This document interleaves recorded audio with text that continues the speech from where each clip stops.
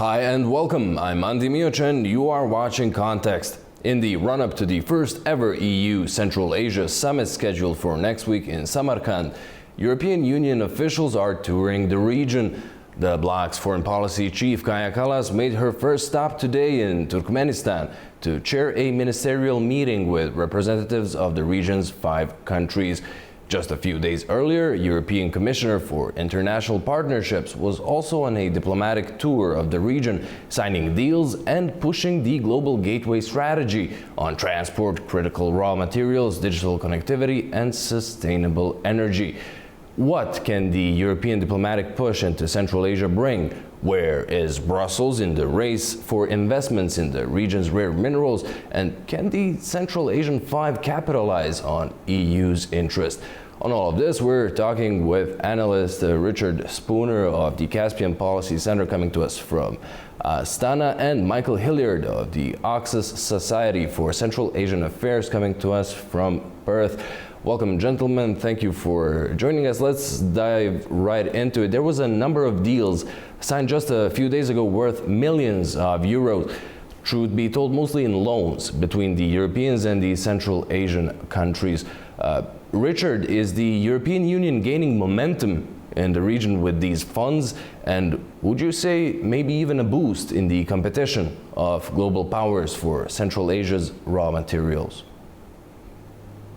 I think that's true, yes. I think Europe has decided that it needs to step up its game in Central Asia and the South Caucasus, although, of course, it's already well connected in those areas and has been. But Europe has found itself in a situation now where it's going to need to act autonomously on its own, because it's no longer in a close partnership with the United States in all of its foreign policy initiatives. Yes, I think it's going to be by Europe to take a more active role, and they are going to make more investments, infrastructure, energy transition, critical materials, raw materials. Richard, you mentioned earlier that EU is stepping up. Do you expect the surrounding powers to also step up their game and try to deepen cooperation with all of these individual countries due to this EU interest? I would say that China has already stepped up its game over the last decade or so. I mean, they're the key investment presence in Central Asia, developing infrastructure and doing other projects. I don't think that they're going to vary in what they're doing. I'm talking about China. I believe that there's room for Europe to play a bigger role. And I think they're seeking that now. And I think that the United States has really shown that their foreign policy and their foreign economic policy is all transaction-based. They're interested also in rare earth metals, and I think they'll pursue that also. But, the United States is far away. The European Union is closer, and they have a more vested interest in the middle corridor. So yes, I think they're going to activate. Michael, I would like to hear your thoughts on this. Do you think that the regional powers would step up their game now that EU is showing a large interest in the region? Obviously, the EU is going to be limited by infrastructure and geography, and that's a problem. But what I find interesting about these deals is the EU does all its negotiations with Central Asia as a larger bloc in this circumstance, solidifying the C5+1 format, rather than China, who tends to do deals with each of these Central Asian states. Working with Central Asia as a bloc is not only going to be better for the regions to integrate together, but it's also a good way for the EU to try and get regions that have usually looked toward Russia to start looking further towards themselves. So again, I think it's a win-win for both sides. Richard, what's your take on the Central Asia as a bloc? We've seen recently a historic border agreement between Kyrgyzstan and Tajikistan, with some even calling for the establishment of somewhat Schengen-like zone in Central Asia. Would 2 blocs be easier to handle their cooperation, their business, the European Union and the Central Asia zone? I think Central Asia is moving in the direction of creating a bloc, an economic organization. Until recently, of course, Central Asia was considered the least integrated region in the world, which I guess was odd in a sense, but there were objective reasons for that. The lack of any cooperation at all between the two largest economies, Kazakhstan and Uzbekistan, when they were being governed by Mr. Karimov and Mr. Nazarbayev. Now, that's changing in a big way, and changing specifically between the two largest economies, between Uzbekistan and Kazakhstan. They have a very neighborly relationship now.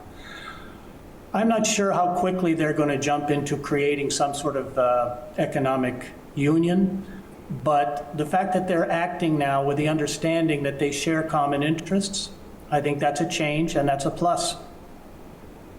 Michael, what would you say about this arrangement, the countries heading towards visa-free travel within the region, with visitors from outside needing only one visa to visit the entire region? Could you see this developing further down the line? Maybe what we're mentioning, a possible economic union, not even a union, maybe it's just some ways to do trade, do business more easy, more with less papers, so to say. So on the tourist visa side, that is already happening at a smaller scale. Mostly, if you're, let's say, an Australian citizen like I am, you can visit 4 of the 5 republics fairly easily, and most European citizens can. Uzbekistan particularly is very keen to push this, as tourism is quite a growing part of the economy. When it comes to integrating themselves economically, obviously, the problem they've had over the last few years is they all export the same gold, gas, copper, and a few other raw commodities, which means they have to compete with each other on price and compete for pipelines. We've started to see models that somewhat go back to the old Soviet system of having, let's say, Kazakhstan producing more gas, whereas Uzbekistan produces more energy, cars, manufacturing, gold. We're starting to see water, relying on Kyrgyzstan and Tajikistan for water, while relying on some of the gas-rich states for energy and hydrocarbons. So the advantages that all of them need, and all of them can trade to better integrate and take advantage of some of the comparative advantage here. With the EU Central Asia Summit quick approaching, Richard, what would you say could be expected from the summit when it comes to global security issues, mainly the Russia-Ukraine war and the new US administration's tectonic shifts in its foreign policy? Well, it seems that Europe is not changing its position on Russia's war in Ukraine.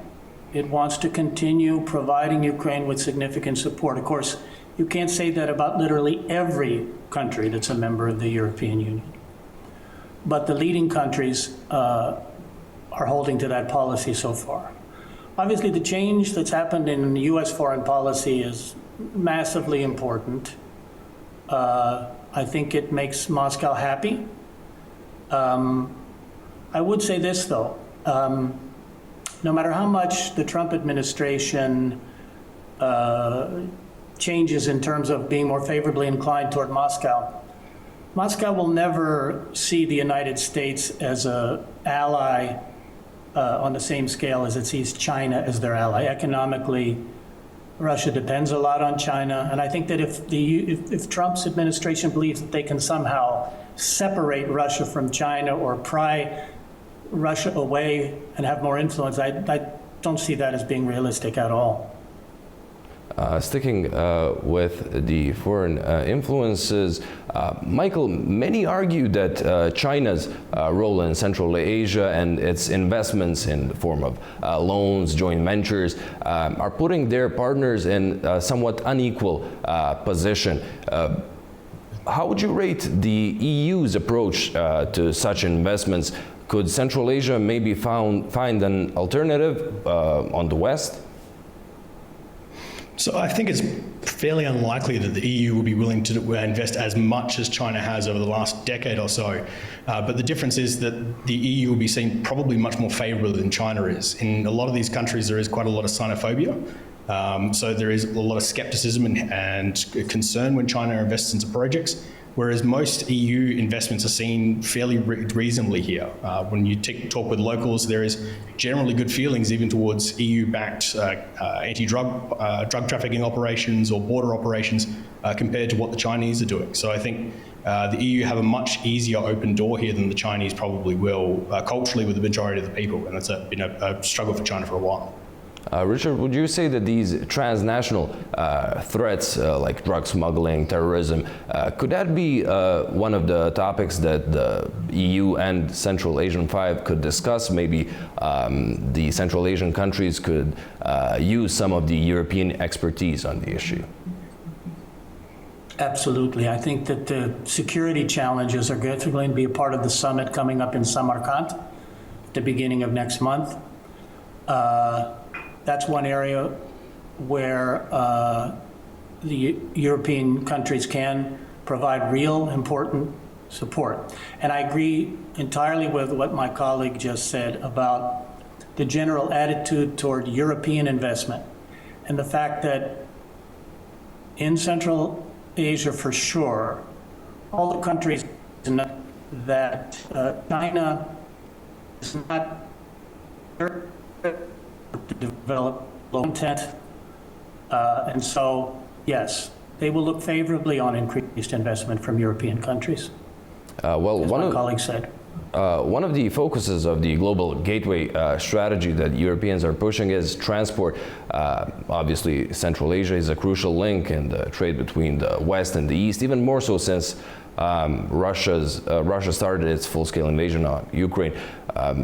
Michael, could the EU Central Asia Summit bring some new ideas to the table on enhancing trade routes, transport corridors, of course with other countries and regions such as the South Caucasus and Turkey in mind? Yes, obviously the middle corridor is one that comes up, but I think the real programs front and center, stuff that goes, pipelines particularly that go through Russia into Kazakhstan and China, or onto the European markets that will be selling transportation to Central Asia. That tends to have really good economic effects long term. And also European car manufacturers looking to expand. I saw a few years ago that particularly the French and German car manufacturers expanded their operations into Iran and had quite a good financial success in doing so until the JCPOA ended. So I can see, there is a good market here to manufacturing and nebulous and looking for manufacturing jobs. Right there ticks a lot of boxes, and they have a very, there's a good opportunities there for Europe. Well, since this is the first ever EU Central Asia Summit, what can be expected? Can we see some major deals being unveiled, or just like a shy diplomatic thing unraveling there? Richard, what's your take? I think we'll definitely see roadmaps developed for business cooperation between the European Union countries and Kazakhstan and Uzbekistan specifically. I think that the Global Gateway program is something that the European Union will want to use to mobilize financing to do infrastructure and other projects in Central Asia. And Michael, I just want to go over to you with your expectations of the summit. Are you expecting something major? I don't think I'd be expecting anything particularly major, but what I would be expecting is this opens the door for bigger things later on. Part of the concern in Central Asia is there is still a lot of kind of Soviet legacy hangover where people have that reputation about it. But the more the EU integrates, the more that a lot of international investors will feel comfortable investing into Central Asia.